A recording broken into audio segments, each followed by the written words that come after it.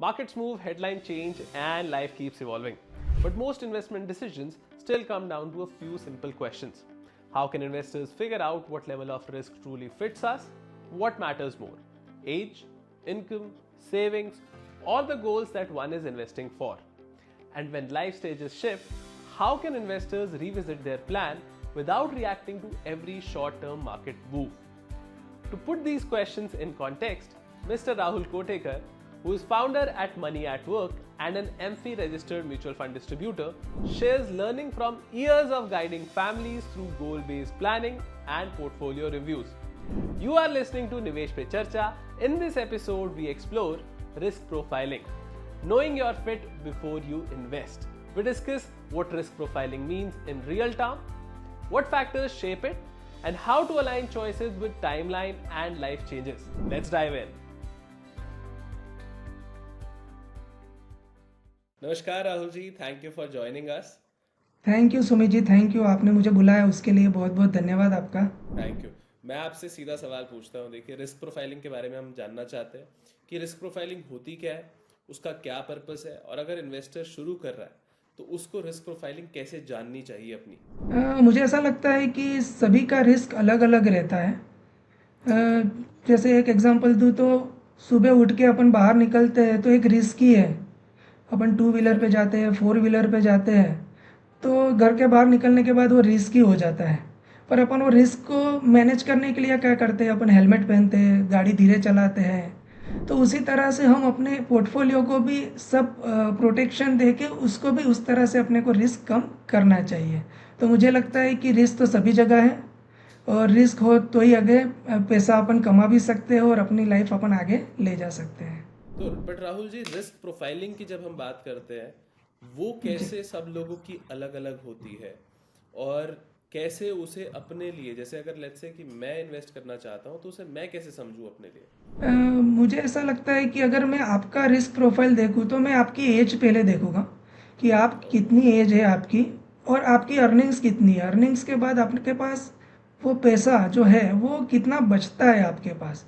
अगर आपकी अर्निंग्स जो है उसके अगर आप 50% बचा सकते हो, और आपकी एज अगर 25 से 26 साल या 30 साल के अंदर अंदर है, तो मुझे ऐसा लगता है कि आपको थोड़ा रिस्क ज़्यादा लेना चाहिए, क्योंकि आपके पास रिस्क लेने की कैपेसिटी भी ज़्यादा है और आपके पास टाइम बहुत है।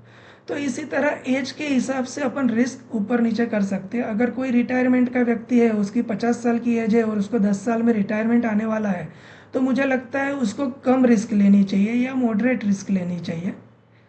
तो इसी तरह से सभी के रिस्क फैक्टर में अलग अलग होना चाहिए। और कोई जैसे आपकी एज है तो आपको एग्रेसिव जाना चाहिए, ऐसा मुझे लगता है।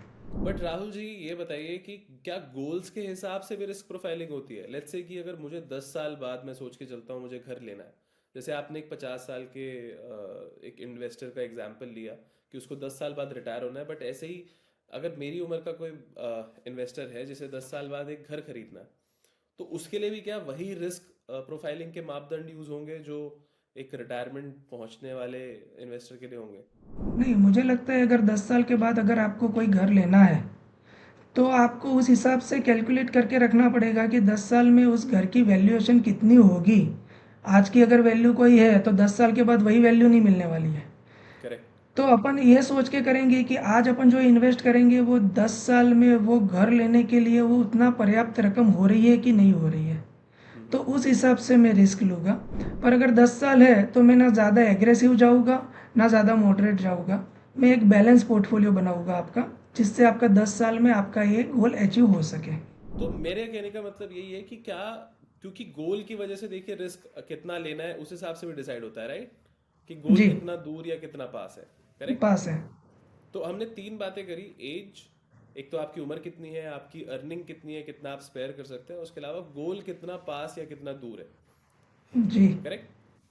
करेक्ट ठीक है। करेक्ट। तो अभी जैसे आपने बताया कि किस तरीके से रिस्क प्रोफाइलिंग अफेक्ट होती है, तो जैसे अभी एक अर्निंग की हमने बात लेकर चली कि अर्निंग अगर आप इतनी स्पेयर कर सकते हैं 40% 50%, तो आपका रिस्क प्रोफाइल अफेक्ट होता है। ऐसे और कौन कौन से फैक्टर्स हैं राहुल जी जो एक रिस्क प्रोफाइल को अफेक्ट करते हैं। बहुत से रहते हैं, जैसे उसका अगर मुझे लगता है इन्वेस्टमेंट करने से पहले उसका टर्म प्लान मेडिक्लेम होना बहुत ज़रूरी है, नहीं तो उसका वो जो रिस्क रहेगा इन्वेस्टमेंट करेगा वो कभी ना कभी डिस्ट्रॉय हो जाएगा।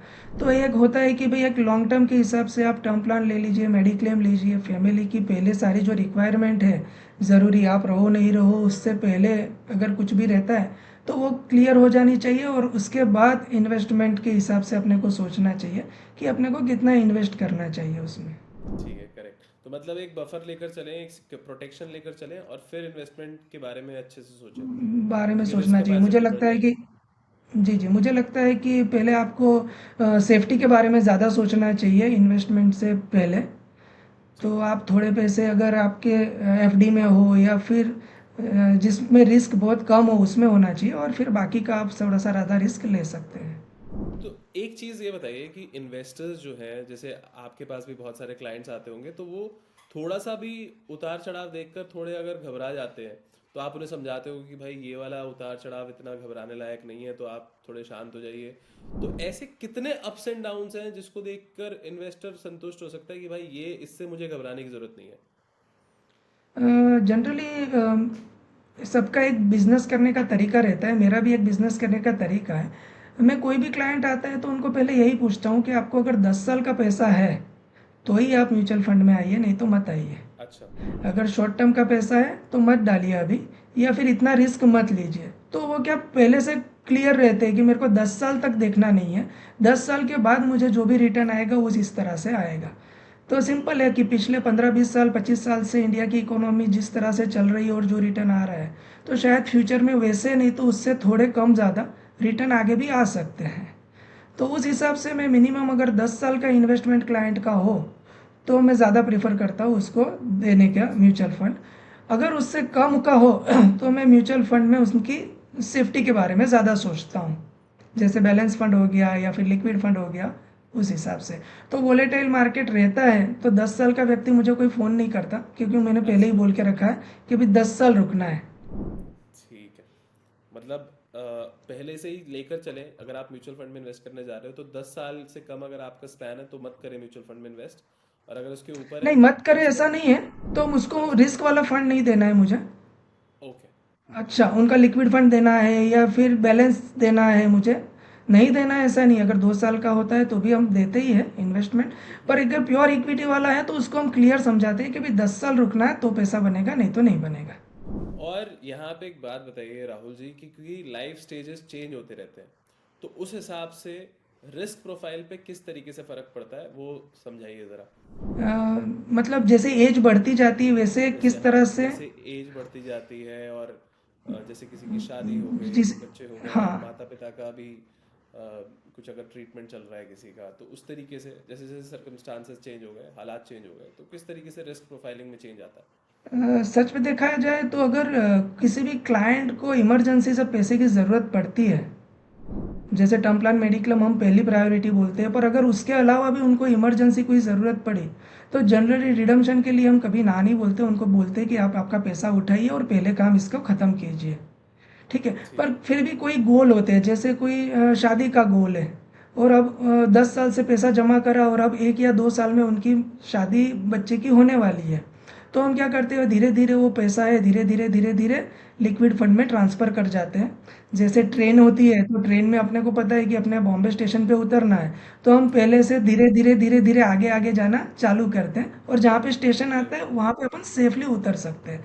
तो ऐसे ही है, अगर 10 साल का व्यू है तो फिर लास्ट में अगर 3 साल रहे, फिर 2 साल रहे, फिर 1 साल रहे, उसमें धीरे धीरे डाइवर्ट करके हम सेफ इसमें चले जाते हैं, जिससे उनको लास्ट में तकलीफ ना हो और इजीली पैसा उनको मिलता रहे। राहुल जी, क्या आप अपने जैसे आप अभी बता रहे हो कि कैसे आप गोल्स के लिए करते हो, तो जैसे लाइफ में चेंजेस आते हैं आपके क्लाइंट्स के, तो क्या उनकी रिस्क प्रोफाइलिंग आप दोबारा देखकर फिगर आउट करते हो कि अच्छा आप तो रिस्क प्रोफाइलिंग चेंज करने की जरूरत है क्योंकि अब इनकी शादी, जैसे अगर शादी हो गई है तो शादी हो गई है तो अब अलग कम रिस्क ले सकते हैं, या ज़्यादा रिस्क ले सकते हैं अगर कुछ और हो गया है, तो इस तरीके की बातें होती हैं? जी जी, ज़रूर होती है। हमेशा जब पहली बार बैठते हैं तब उनके गोल पूरे अलग रहते हैं, और जब 3-4 साल 5 साल बाद बैठते हैं तो उनके गोल पूरे अलग हो जाते हैं, क्योंकि अच्छा। लोगों की अर्निंग्स बढ़ने की वजह से क्या हो रहा है कि वो पैसा और फ्लो से आता है। पर कभी ऐसा होता है कि भाई उसको ज़रूरत है और उसका गोल कंप्लीट हो चुका है, मैरिज का गोल कंप्लीट हो गया और उसको और ज़रूरत पड़ी पैसे की, तो वहाँ पे हम फिर से उसको एडजस्टमेंट करते हैं, फिर से बताते हैं कि आपको अब क्या करना चाहिए और हो सके उसके गोल जल्दी से जल्दी आ जाए, वैसे हम उस पर ये करते हैं।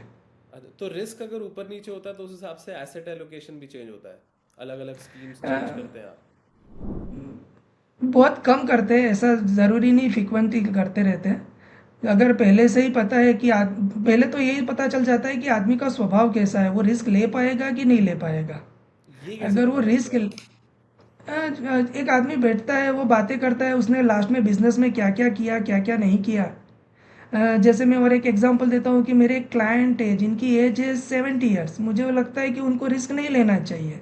करेक्ट। तो मैं उनको बताता हूँ कि आप साइड में भैया इतना रिस्क मत लीजिए, स्मॉल कैप मिड कैप मत लीजिए। तो मुझे बताते हैं कि मैंने लाइफ में रिस्क लिया तभी तो मैं इस स्टेज पे हूँ, और अब तो मुझे समझा रहा है कि रिस्क मत लो। हाँ, एक तो आप अपना खुद का आइडिया देते हो और एक आप सामने से आइडिया लेते हो कि आप किस तरीके का रिस्क लेना चाहते हैं जी जी क्लाइंट से। जी।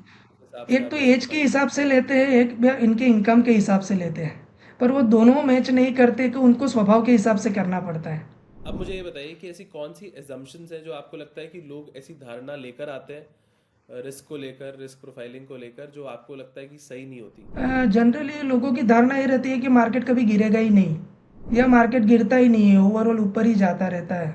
उनको ऐसा रहता है, पर जब भी कैसे कोरोना हो गया या 2008 का कोई क्राइसिस आ गया, तो लोगों को समझाना पड़ता है कि भाई आप पूरा रिस्क मत समझो, मतलब पूरा कंफर्म मत समझो, इसमें रिस्क होता ही होता है।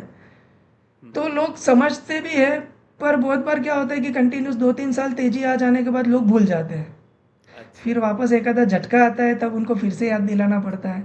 पर लोगों को बीच बीच में हम समझाते रहते हैं कि थोड़ा सा रिस्क कम लीजिए, या थोड़ा मार्केट में रिस्क रहता है, आप उस हिसाब बिल्कुल। से देखिए।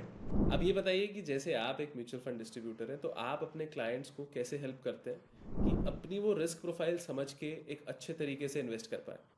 मतलब वो बंध के भी ना रह जाए रिस्क प्रोफाइल, रिस्क के बारे में सोच के, और एक अच्छे तरीके से उसको समझ के इन्वेस्ट भी कर सके। अब मैं कोई भी क्लाइंट आता है तो मैं पहले सबसे पहले उनका रिस्क प्रोफाइल देखता ही देखता हूँ कि उनकी इनकम वगैरह क्या है।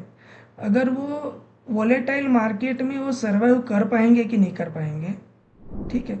और वो उतना ही पैसा इन्वेस्ट करने के लिए बोलता हूँ हाईली रिस्क में, कि जितना उनको 10 साल में या 5 साल में उसकी ज़रूरत अगले 2-3 साल में नहीं पड़ने वाली है, जिसका रिस्क 10 साल के बाद ही उनको दिखना है। तो फिर अगर 10 साल का पैसा है तो कोई दिक्कत नहीं आती है।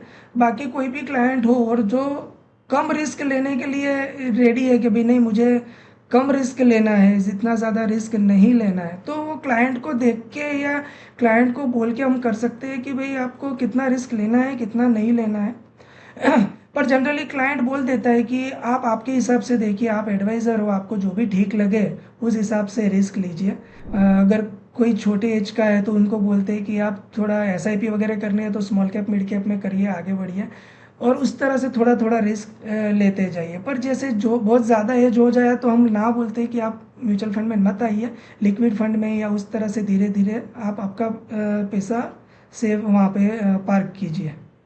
तो इस तरह से क्लाइंटों को मैं देख के करते हैं हम लोग। ओके राहुल जी, काफ़ी हद तक समझ में आया कि रिस्क प्रोफाइलिंग जो है किसी एक फैक्टर से नहीं है, एज है। आप एज को देखिए, अपनी खुद की अर्निंग को देखिए, उसके अलावा आपका गोल कितना दूर या कितना पास है उस हिसाब से, और आपको किस तरीके से, किस तरीके के स्टाइल से इन्वेस्ट करना है, इन सब चीज़ों को हाँ। देखकर अपनी रिस्क प्रोफाइलिंग करिए और इन्वेस्टमेंट कर दीजिए। ठीक है Rahul ji, with this thought we will just wrap it up. Thank you for joining us. It was a thank you insightful Sumit ji, conversation. Thank you. Thanks a lot.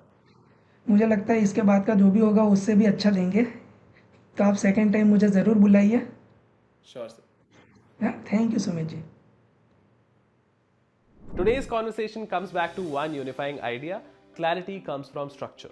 Mr. Rahul reminded us that risk profiling is not a single label. It takes shape through an investor's age, income, saving ability, goal timeline, and the protections they have put in place for life's uncertainties. He also spoke about revisiting plans as circumstances change and gradually shifting the approach as goals move closer, so the plan stays aligned with what the money is meant for. If there is one takeaway to carry forward, it's: when your process is clear, decisions feel lighter even when markets don't. Do consult your financial advisor before investing. Mutual fund निवेश बाजार जोखिम के अधीन है। योजना संबंधी सभी दस्तावेजों को ध्यान से पढ़ें। Mutual fund investments are subject to market risks. Read all scheme related documents carefully.